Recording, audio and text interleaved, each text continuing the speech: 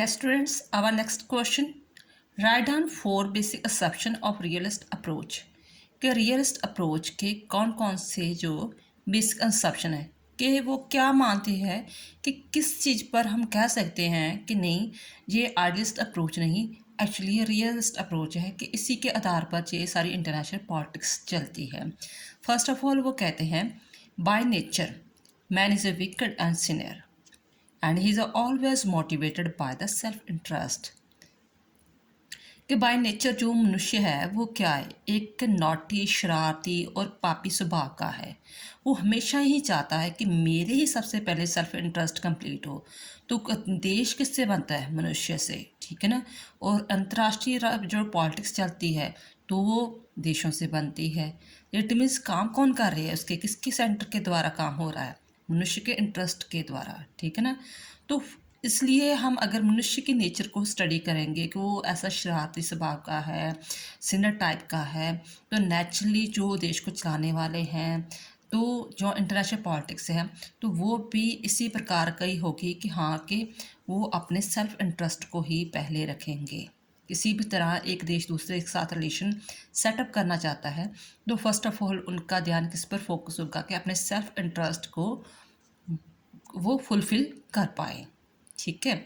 Next है quest for power and to establish supremacy over other are the important characters of the human nature. Second point है कि मनुष्य हमेशा क्या चाहता है कि चाहे मनुष्य है, स्टेट है, नेशंस है या इंटरनेशनल पॉलिटिक्स में जो स्टेट है वगैरह, तो हमेशा क्या होता है कि मैक्सिमम मेरे पास ही पावर बनी रहे। लस्ट रहती है उनको, क्वेस्ट रहती है चीज़ के लिए। तो फॉर दिस रीज़न जब उनके पास पावर आ जाती है तो वो दूसरे देशों पर जो है अपनी सुपरमेसी इस्टेब्लिश करना चाहता है। जैसे पहले इटली करना चाहता था, फिर जर्मन, देन आफ्टर यूएसए, अब रशिया जो यूक्रेन में हमला कर रहा था। किस लिए शो कर रहा चाहता है? शो यही करना चाहता है कि मेरे पास बहुत सारे जो घातक हथियार है, तो वह अपने आप को सुपरमेसी शो करना चाहता है, ठीक है। Third, international politics is a struggle for power and war against each other. International politics क्या है? Struggle for power. हमेशा जब स्ट्रगल के लिए, पावर के लिए स्ट्रगल चलता रहेगा तो इंटरनेशनल पॉलिटिक्स चलती रहेगी।